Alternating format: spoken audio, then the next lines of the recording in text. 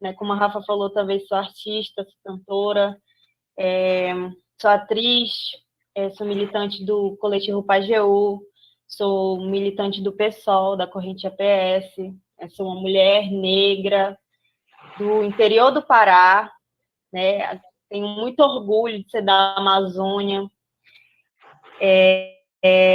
tenho muito orgulho, né, de ser afrodescendente, ser descendente de indígena, e hoje eu vou estar aqui falando um pouco sobre essa pré-tese, e sou LGBT também.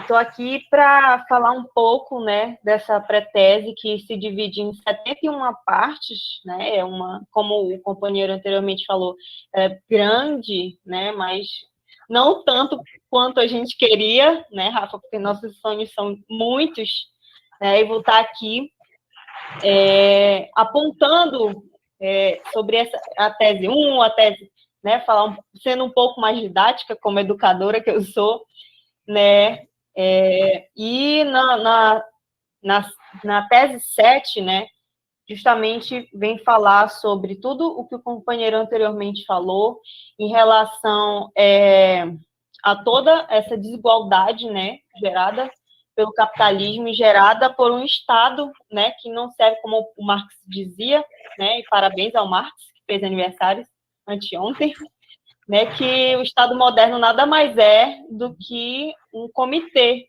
né, para o capitalismo.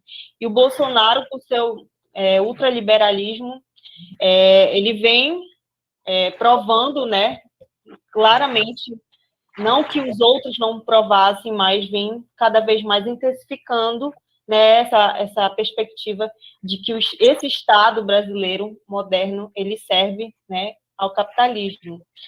E, justamente, com todas essas desigualdades, a gente tem um aumento da violência, né? O aumento da violência contra as mulheres, principalmente, quantitativamente, do aumento da violência contra nós, mulheres negras, contra nós, mulheres negras da classe trabalhadora, né? E também, como a gente tem visto, né, um genocídio da juventude negra, que sempre ocorreu, né? Mas que, por exemplo, depois da chacina de ontem, nos faz repensar que Estado terrorista nós temos, né?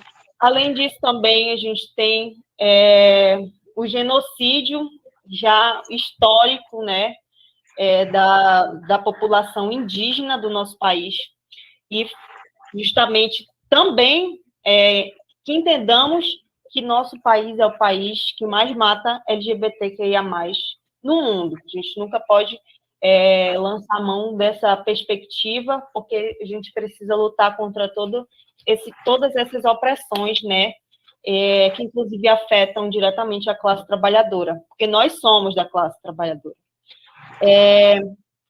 E também, né, tem a tese 35, né, que fala sobre a bancada, como a bancada bolsonarista apresentou o PL 5595, né, que é um projeto que coloca a educação como serviço essencial, né? Nós, como educadores, sabemos que a educação ela sempre foi essencial, mas a gente entende que nesse momento é genocídio, né?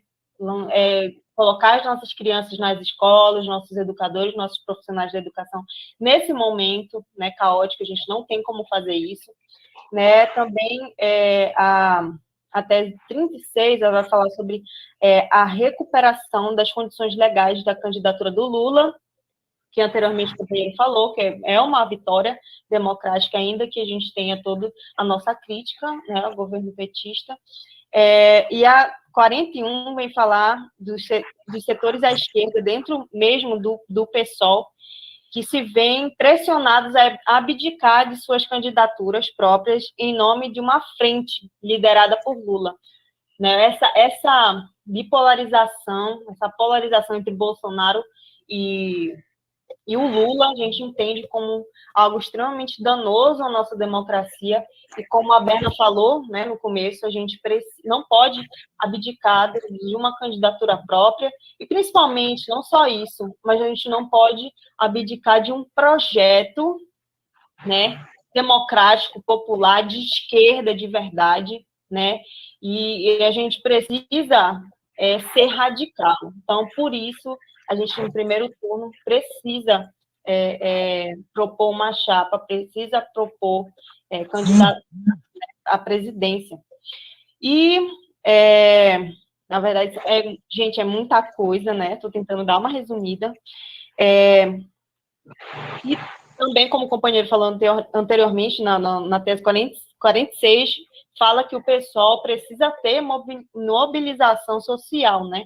A gente sabe que, como falaram anteriormente, os nossos sonhos não cabem numa urna, portanto, a nossa luta é com o povo, né? A gente precisa estar nessas frentes de mobilização, provando que a gente é o povo também, que a gente está do lado da classe trabalhadora. A gente precisa, como eu falei, de um projeto de esquerda democrática, né? Um projeto democrático e popular, anti-imperialista, anti-latifundiário, anti-machista, anti-LGBT-fóbico, né? Enfim, contra todas as opressões. Nós precisamos combater as medidas e projetos de obscurantismo que atacam diretamente a educação laica e crítica, que combata o machismo, que combata a LGBTfobia, que combata todas as formas de opressão, né? E a tese 40, não, é a 59, né, reafirma a nossa luta contra todos os tipos de opressão das mulheres, LGBTQIA+, negros e negras, e fala sobre os nossos direitos reprodutivos, que nós precisamos lutar pelos nossos direitos reprodutivos, contra o genocídio da juventude negra, contra o genocídio da população indígena, da guerra às drogas, que é uma guerra à periferia negra da classe trabalhadora, né, contra o feminicídio. A tese 60 fala contra a subrepresentação das mulheres, né, nas estruturas de poder político. Por isso, o nosso partido defende a incorporação paritária das mulheres, né? A gente precisa buscar mais equidade dentro do nosso partido. E a 61 fala da luta indígena e quilombola como a nossa luta, né? Ela fala que nós precisamos lançar um olhar mais de alteridade, né, a esses povos tradicionais, e que nós não podemos deixar essa responsabilidade de luta unicamente para os povos originários e para os seus descendentes, né? Essa é uma preocupação que tem que ser geral, da classe trabalhadora, né? E até 62 fala do acesso digno dos povos negros e indígenas a serviços públicos. A tese 63 fala da luta contra a exploração e como ela está ligada, né, à luta dos povos tradicionais, à luta dos povos indígenas, dos povos afrodescendentes. Né? A gente não pode negar que, mesmo que ainda esteja um pouco desorganizado algumas lutas, né, do povo preto, é sempre demarcado por uma questão de classe, portanto, a luta também dos povos indígenas contra o agronegócio predatório, contra a mineração, contra, inclusive, essa nova PL, o novo PL 191, né, que tenta dar as terras indígenas para a mineração, isso a gente não pode aceitar. Essa e muitas outras, né, medidas genocidas, e a luta, como essa parte da tese fala, portanto, a luta das pessoas indígenas do nosso país é uma luta anticapitalista, né? Justamente por eles e elas lutarem pelo direito à vida, pelo direito ao território, e a gente precisa estar nessa luta da demarcação das terras indígenas. Nossa tese fala muito sobre isso também. A tese 65 fala da nossa preservação da fauna, da flora, dos nossos rios, né? Eu, como amazônida, né, sempre venho defender nossos rios, né? Isso está na nossa tese. E a 66 fala que nosso projeto será ecossocialista, deve defender a natureza, deve defender a vida, deve respeitar os saberes dos povos tradicionais, deve defender, né, os saberes ancestrais, os nossos saberes quilombolas, os nossos saberes indígenas. E, por último, né, a tese 71, ela fala sobre as nossas tarefas, né, na conjuntura atual. A gente deve ampliar o Fora Bolsonaro e Mourão em defesa dos direitos sociais. Nós devemos ter participação ativa nas campanhas de vida, pão, vacina e educação. Devemos defender o SUS gratuito, de qualidade. Devemos apoiar a luta em defesa da saúde mental, né, contra a volta dos manicômios. Nós devemos defender o auxílio emergencial no valor do salário mínimo, né, e também ter um programa de renda mínima permanente, né, e também nós devemos organizar campanhas de solidariedade a pessoas sem teto, sem terra, indígenas, quilombolas, enfim, todos os oprimidos e oprimidas dessa nossa população brasileira.